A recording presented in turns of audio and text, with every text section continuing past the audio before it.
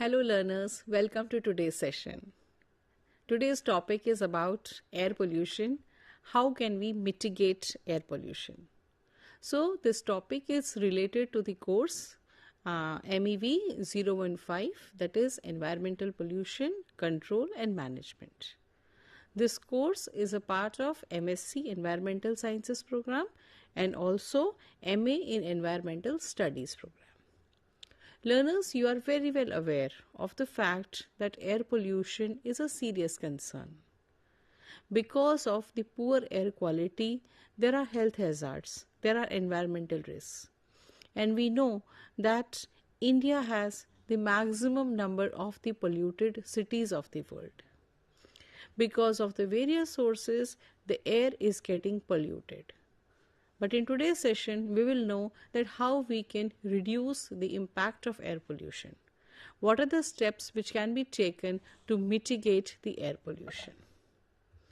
First of all, learners, let us understand what is environmental pollution. Because the title of the course is environmental pollution, so you must be aware and you must know about what is the meaning of environmental pollution and how do we define it. So environmental pollution is actually the contamination of the physical and the biological components of the earth or atmosphere system to such an extent that normal environmental processes are adversely affected. When there is addition of foreign substances, external elements into such an concentration that they alter the physical, chemical and the biological properties of the earth or the atmospheric system. So, because of various emissions that go into the atmosphere or because of the various effluents that go into the water bodies, we know that toxic and the hazardous substances are released by various anthropogenic activities. And because of the release of these harmful chemicals into the various systems of the environment, there is contamination, and the contamination is to an extent that our health is compromised, that the environmental quality is degraded, that we suffer from various ailments. So environmental pollution can take various forms like air pollution, water pollution, noise pollution, marine pollution, plastic pollution, and there is a whole volumes of information available about the causes of the environmental pollution, the different sources which are there, and what are the different sector-wise health effects of environmental pollution. But today we are focusing on air pollution. What is air pollution and how does it occur? Air pollution is the leading cause of recent environmental changes that we have seen. Learners, we know that the quality of the environment is not as it was before. We can see various types of changes taking place around us. We can see the change in the weathers, we can see the landscapes are changing, the nature of the biodiversity is changing, our lifestyles are changing, how we are practicing agriculture, how we are living, how we are commuting, how we are working, everything has changed. And because of the changed environmental conditions, we see various types of hazards around us. But among all those hazards, air pollution tops the list. When we talk about the environmental risk, air pollution is number one. It is one of the most commonly observable environmental changes that we have seen. And also we have felt, because today when it comes to air pollution, we can easily see and notice that how the changes in the composition of the air or the presence of toxic harmful gases and particulates into the air is causing difficulty in breathing, is causing various respiratory infections, is causing various types of allergies. So definitely one thing is clear, that because of various natural as well as the man-made reasons, the air is getting degraded. We know this because we are seeing constantly the poor quality of the air that is there not only in the urban areas but nowadays also in the rural areas.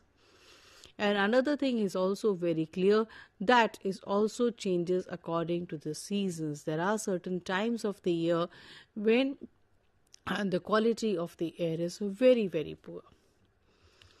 But why are so much we concerned about air pollution? Why is it that the air pollution affects us the most?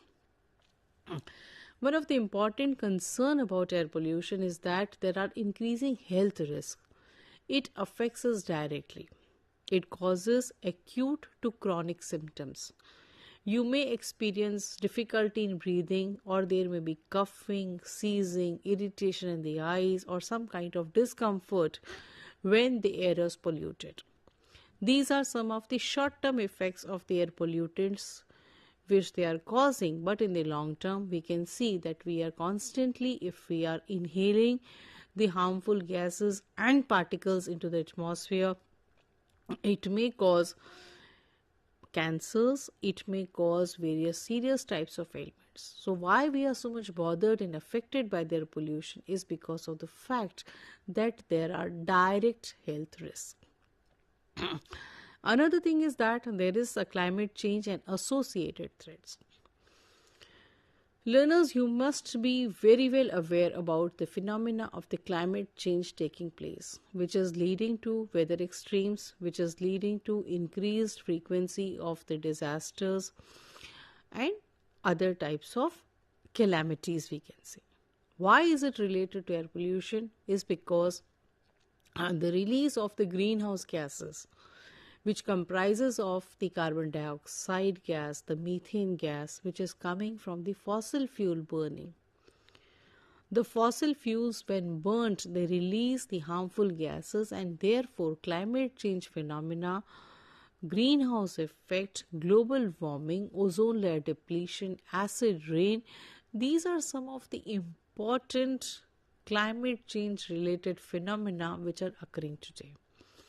And they are related because of the various activities the harmful gases are emitted into the atmosphere. Another important factor is smoke and haze formation.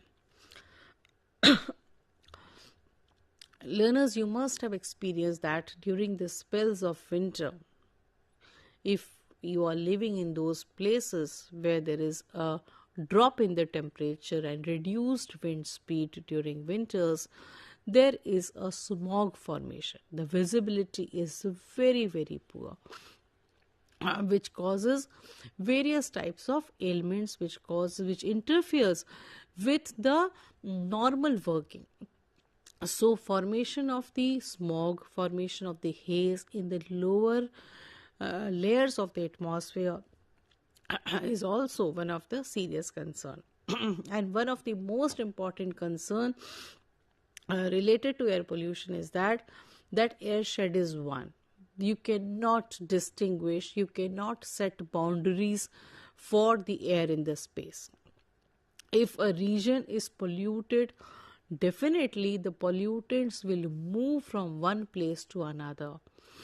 They travel from one place to another. And therefore, since we have one common air shed, we cannot separate ourselves from the hazards of the air pollution. If a region is industrial area and toxic emissions are coming out, then it does not remain restricted to that region only, but spreads far and wide. And therefore, we say that air pollution is a great equalizer. It does not distinguish between urban, rural, rich, poor, or it is not confined to one particular region. And therefore, we must be cautious that if air quality of one region is bad, definitely it is going to affect the other areas also. When it comes to sources, that what are the sources of the air pollution, we can list various sources, but here on the screen you can see what are the prominent sources of air pollution. There are industrial emissions, like we have textile industries, mining industries, paper industries. The different types of industries, they release various harmful gases like sulfur dioxide, NOx, ozone, carbon dioxide, various types of particulates of various sizes. Then vehicular pollution in the form of the automobile exhaust. We know that the two-wheelers, the four-wheelers, they consume fossil fuels, and fossil fuel burning takes place in the engines, and various harmful gases including the carbon monoxide and volatile organic carbons, etc., are being released. Then there is emission from the waste dumps. We know that waste, the landfills, the waste dumps where we are disposing all our household waste, etc. It is a potent source of the release of the methane, which is a greenhouse gas.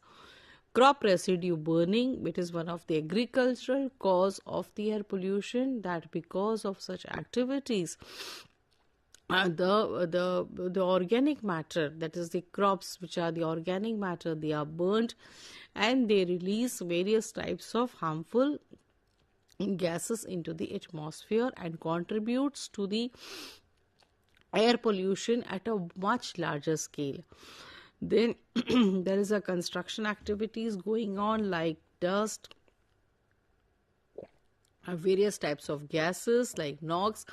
We have seen in the urban areas that there is a lot of construction work going on, construction of the roads, bridges, so many type of construction. It is one of the major industry after agriculture, and it also leads to various types of particulates being released into the atmosphere and the biomass burning. In the rural areas, we know that still the main source of the fuel is the biomass burning. In the traditional old chulhas, still at various places it is found that the firewood is burnt to get the energy for cooking, for keeping people warm, and for serving various purposes. So biomass burning also contributes to the air pollution in the rural areas. So these are one of the main sectors which are responsible for the release of pollutants into the atmosphere.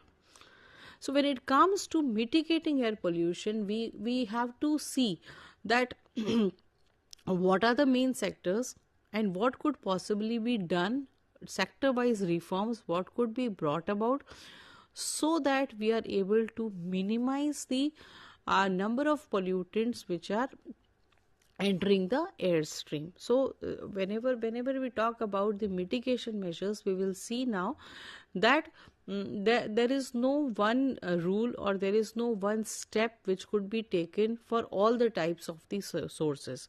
For example, where we have to tackle the biomass burning, the measures will be different. And when we have to talk about reducing the vehicular pollution on the roads, then we have to think about some other measures, that how that could be minimized. So let us see what could be the mitigation strategies which could be adopted for reducing the air pollution. So these are some of the mitigation strategies which have been adopted for controlling air pollution in India. For example, introduction of Bharat Stage 6. These are the international standards for emissions which have been laid down, or these emission standards restrict the amount of the various particulates or gases being emitted into the atmosphere. So Bharat Stage 6 is applicable to all the cities of India by 2020.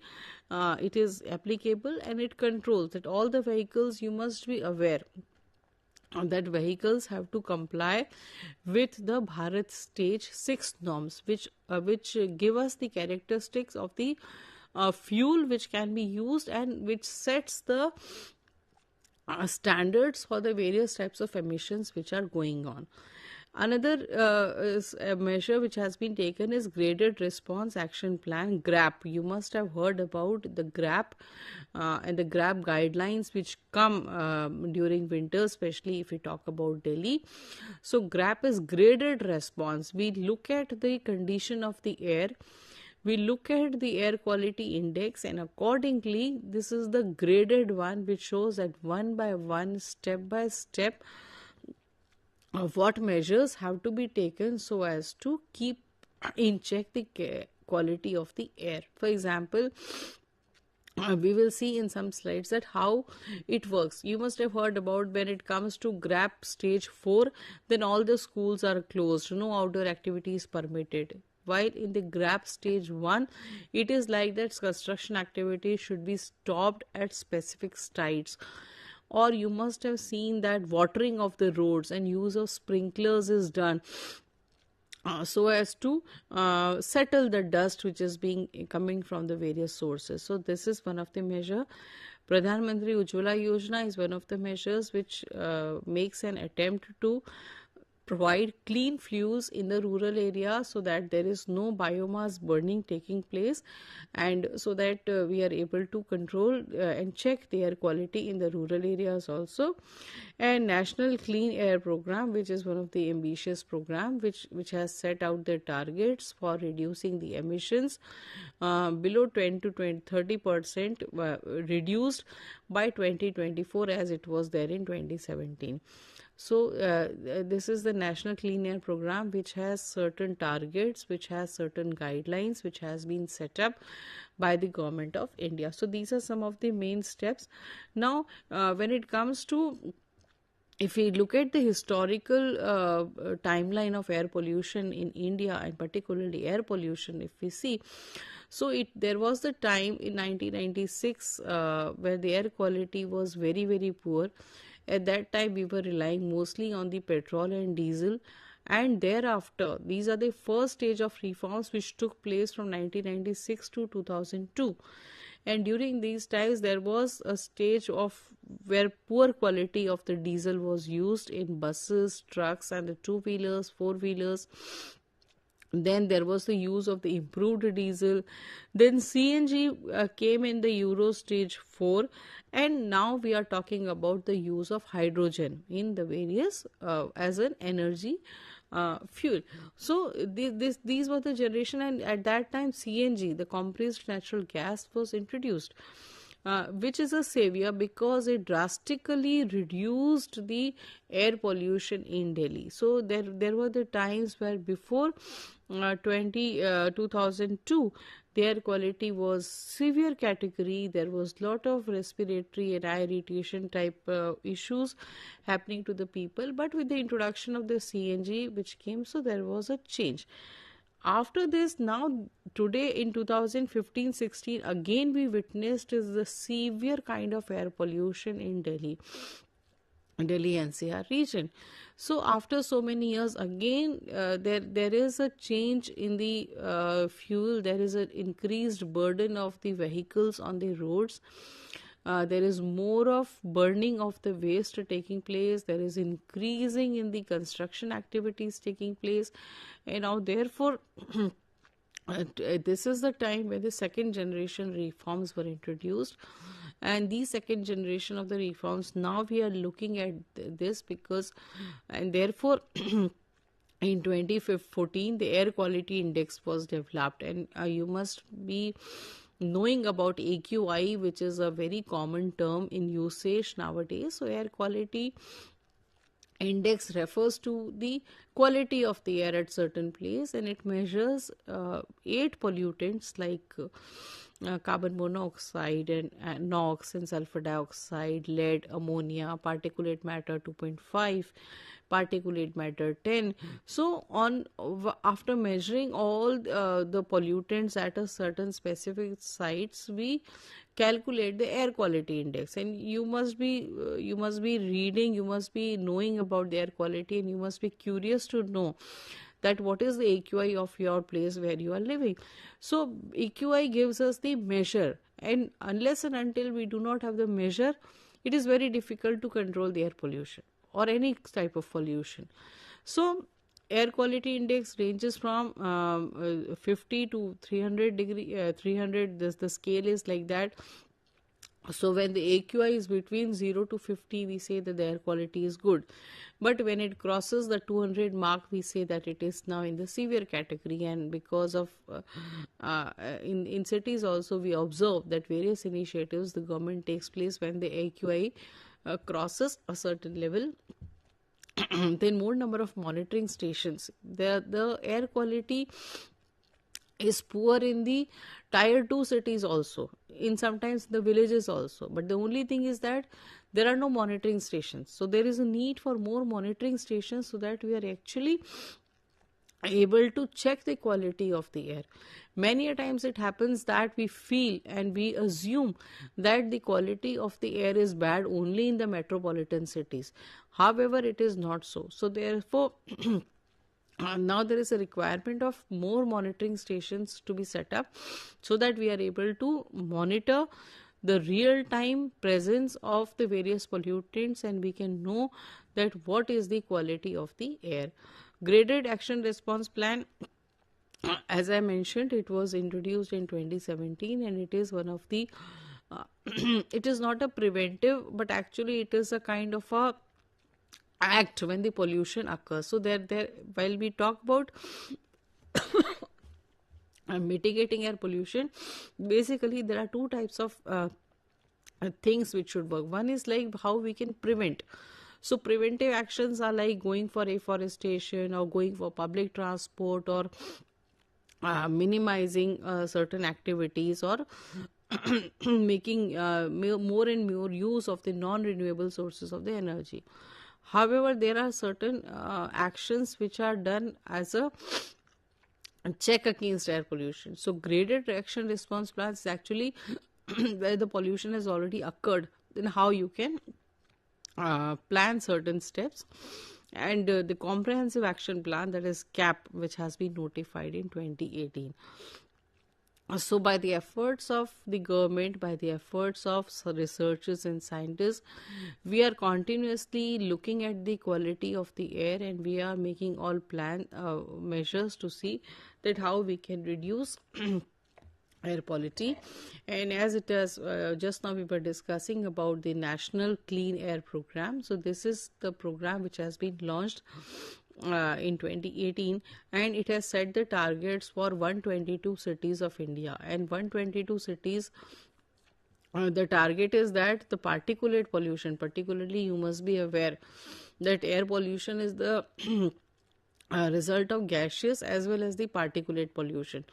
So it aims to reduce the particulate pollution by 20 to 30% by 2024, and various city-wise action plans have been set up and city-wise zonation has been done, and the efforts are made to check that what are the sources and how step by step we can look for mitigating the air pollution, or whether it is related to industries or whether it is related to vehicles, thermal power plants and so on. This is the graded action response plan, and this is actually on the basis of the category or the type of the pollutants which are there.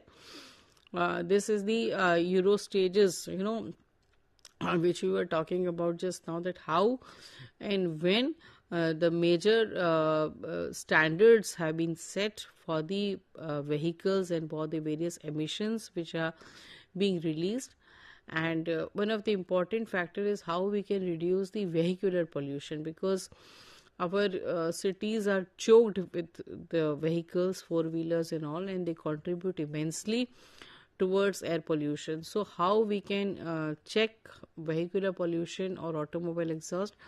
Checking the fuels and constantly monitoring and constantly pollution checks is one of the important things. But apart from that, it is important to go for more sustainable transport methods. Door-to-door connectivity is very much required when we talk of using the public transportation system. That is important. Use of green fuels. Nowadays we are talking about the electric vehicles. They are much in demand because they are the clean source of energy. So what are the pros and cons of using the EVs? That should be checked. More and more use of technology should be done so that there is a reduced need for travel. This is also very important, that unnecessarily travel should be avoided, and the technology should be used so that we can minimize our distances also while traveling, and also minimize our trips to a certain place, requirement of the travel as it is said. And checking of the vehicles, upkeep of the vehicles, proper maintenance of the engines of the vehicles, this is very much important to see that how we are able to manage this thing. And better air quality monitoring stations need to be in place at various places. We need comprehensive plans, stringent activities, reducing emissions, and this. So in a nutshell, we can say that air pollution is a serious concern, and we should make all efforts to protect ourselves from it. Thank you.